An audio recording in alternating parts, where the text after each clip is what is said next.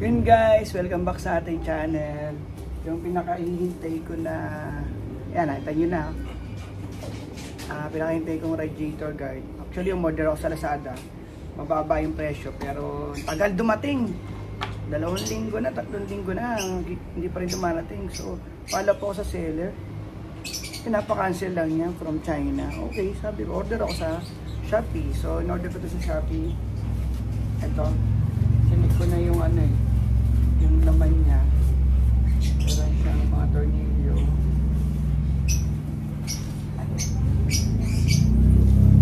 Yan guys. Eliminator. Lalagay natin ito kay Eliminator. Kay Ellie. Ganda niya yung pagkaagawa niya guys. Maganda. Eto, hindi ko lang alam kung saan ilalagay. Pero tingnan natin. Ididikit ko siya rito. Baka yung vibration ba para walang ingay.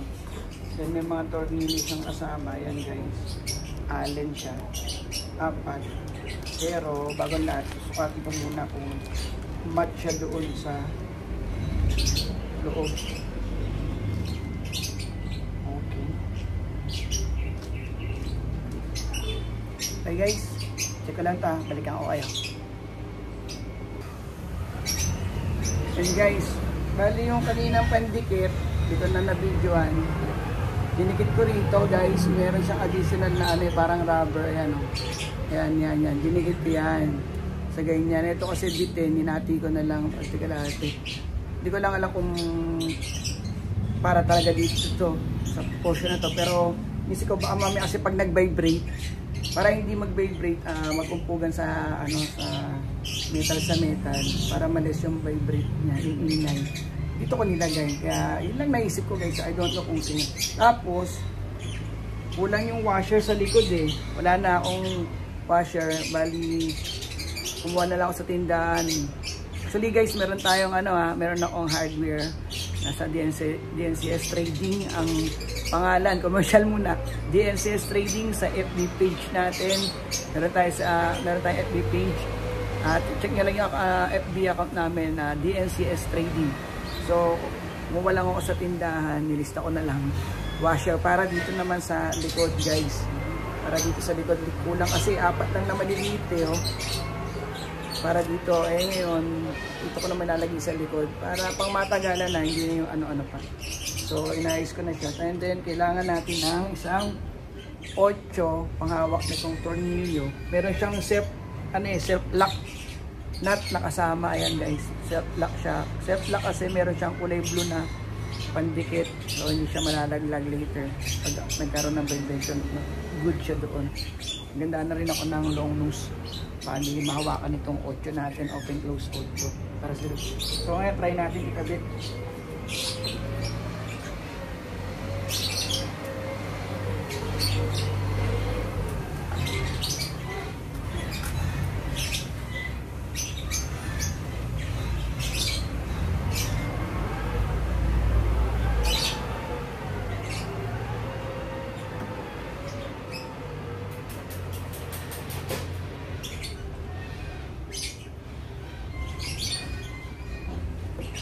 Isa lang.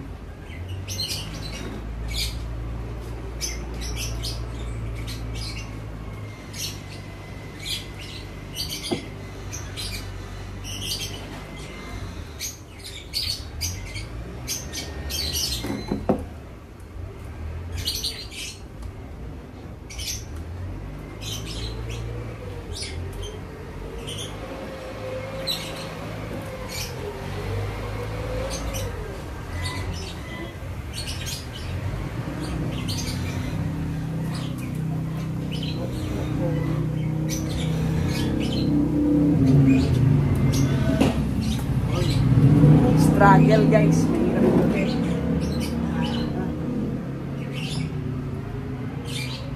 Start yan natin.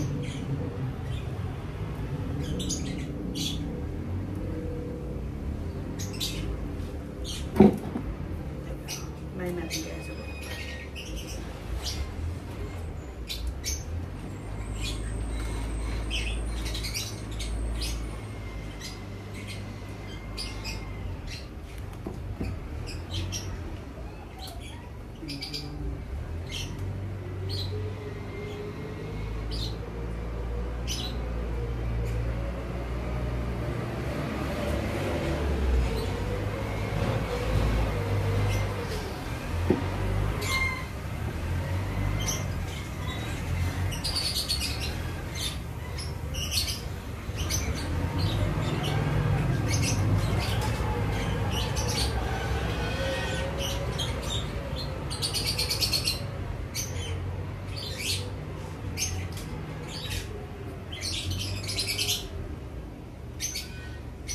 Masikip kasi guys.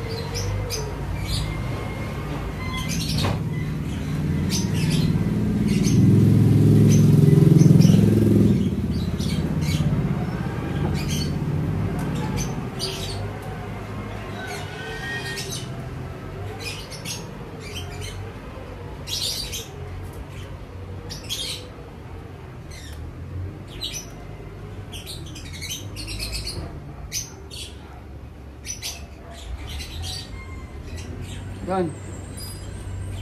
Struggle is real. So,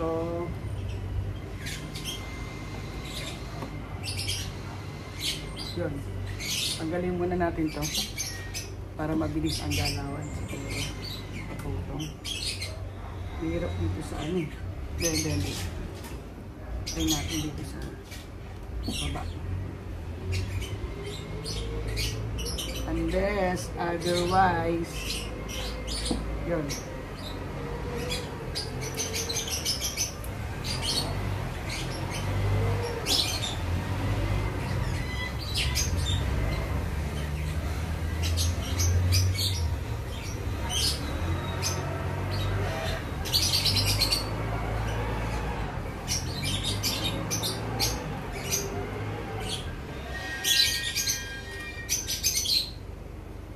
Masikip siya guys, so habang ating video, balikan ko na lang kayo. Okay? Ito guys, bali ginawa ko ay tinanggal ko na to over dito kabilaan, tinanggal ko na kasi hirap mag bit dito sa likod, dito sa ibabaw. Sa ilalim madali, okay, nakabit ko na siya actually, pero nung sa ibabaw na nahirapan akong ikabit, may nakaharang. So, kailangan nyo ng audio nga para, and then tanggalin nyo yung kanto rito. Allen number 5 para matanggal yung right, yung guide, yung dito, cover ng side na right dito. So, ito.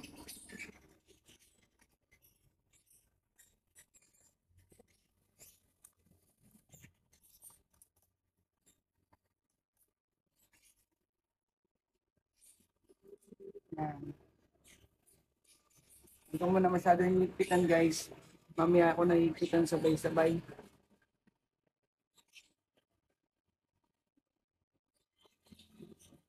So, hindi na pala natin kailangan ng numbers. Itong number 8 lang. Number 8 lang pwede na. So, okay. Lipat tayo. Okay, tayo guys. Lipat tayo sa kabila.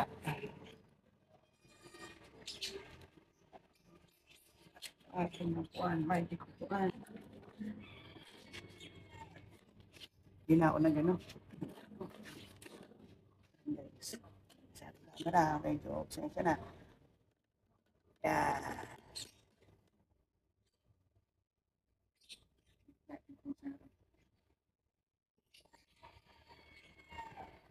Mabalik ako dun sa commercial ko guys. Please like and share yung FB page namin ng DNCS Trading. Supply tayo ng mga construction materials. Luzon, Visayas, and Mindanao. Nag-assist tayo ng shipping. So, sa mga meron dyang subscribers natin na may mga kayo, baka may kakilala kayong mga need ng supplies ng construction materials. Pag-supply na tayo sa Batanes, actually sa Bendioro, Palawan, through shipping, meron tayo meron tayo sa Romblon, sa Mindanao, sa Mindoro. Yan, nakapag-deliver na tayo dyan ng mga regular tayong clients na nagpapadala sila ng mga truck nila. And then pinupuno natin ng construction materials na kailangan nila para sa mga hardwares nila. So nagsusupply tayo sa mga hardwares na. Yung iba naman may project. So kinakausap natin, after natin ma-deal yung project nila, masusupply natin yung items. Pero nagpapadala sila ng sasakyan. Pinupuno natin mga container pa nila, yung mga wheelbarrow. And then sasama na natin ng pier para makasakay sila, or yung iba meron na sila sarili-sariling shipping nakakilala. So yun, assist lang namin sa planta, and then alis na, ganun lang.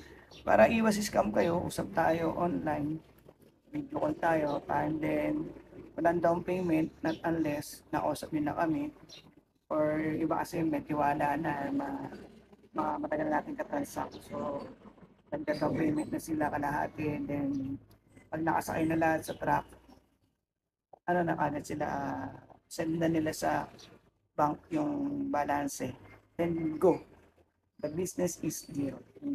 So balik tayo dito sa radiator cover. Excited ako actually, ang ganda niya. Hindi ko pa nakakabit yung pangatlong tornilyo. Ang gwapo na guys, mamaya pakita ko sa inyo. Ang style ko guys, dito muna yung higpitan todo. Dito muna kalipit ng todo guys, sabay-sabay ko yung pila namin. Pag nakuha ko na yung angle ko niya.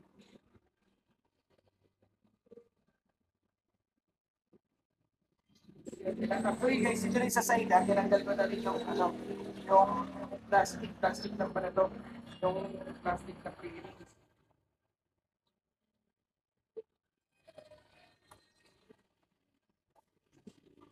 Wow. But I need to remove the chair. Yan. 23 yata itong tinakbo natin, 23, 24 na yata guys, yung tinakbo ng ating ito. Plastic lang pala itong play rings na guys, kala ko mental. Dito naman sa side na to. So dito lang kasi itong motor natin, naalikabukan na. Wala pa kasi ako OS card. Follow up ako, sabi ko baka within na, sana makarating within this month, no, November. Then guys, sa next Friday, pa-vlog din natin, lalabas naman yung Kawasaki Z500 ng panganay ko. Actually, dalawa kami namin, kung walang big bike. Pero, isa na kami, kung walang big bike.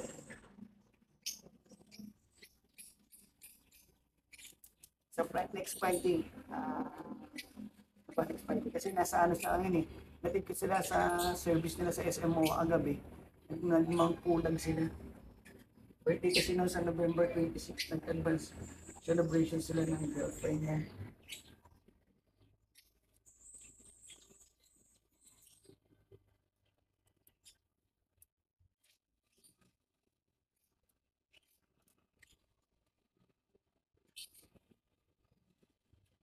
So dito guys, sa part na to, may nakaharang na naman. Ayan. Start natin.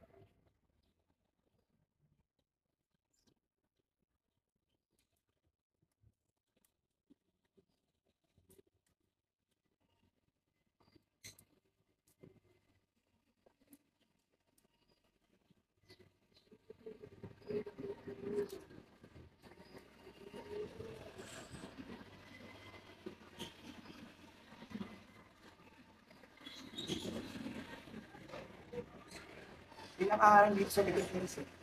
So, narilis din siya. Pero hindi ko na hindi natatanggalin. Dahil pasok ko na naman ito hindi. So, inalalagay ko na siya sa likod ng audio.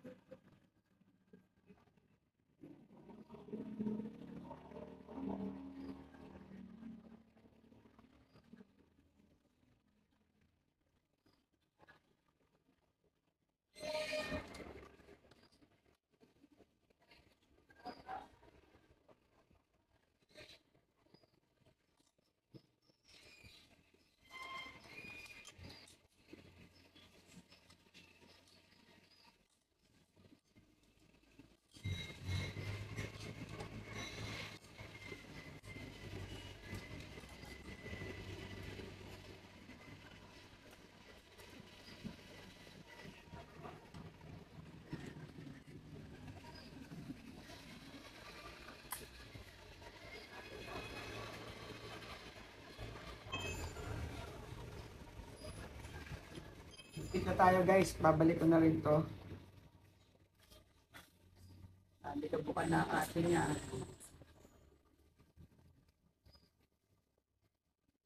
Buka na eh.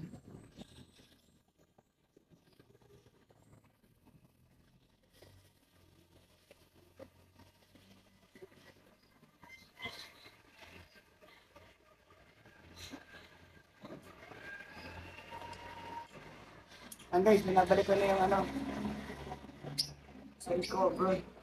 Ang aking radiator. Naigpit ako na rin ito sa side na to. Kaya binabalik ko na ito yung niya.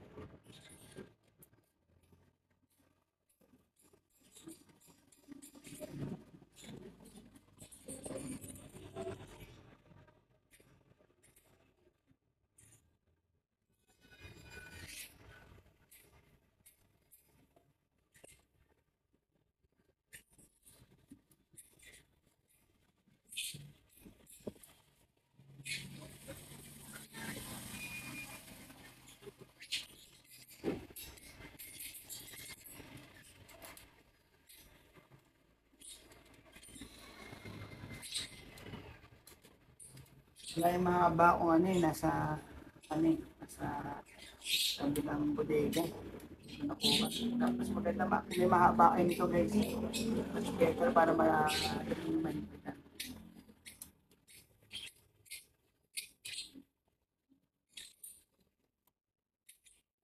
Kung wala naman, tis lang. Yan. Plastic to guys ha, kaya ano, huwag din naman masyadong ipitan. Baka mabasag. Yan. Okay na siya guys, nakabit ko na.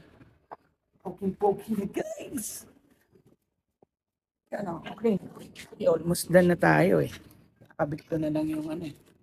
Nakabit ko na lang ito. Yan.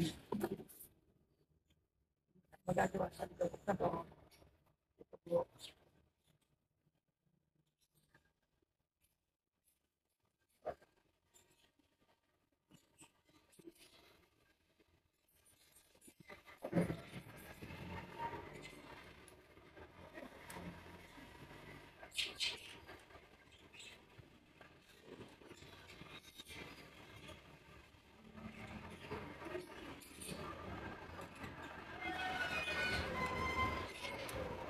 Ito lang guys, sumaba tayo ha.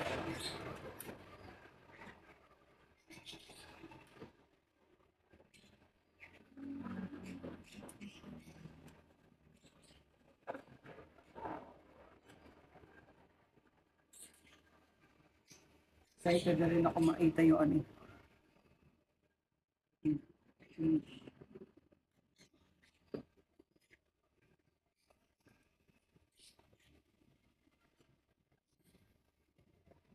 Excited na yan.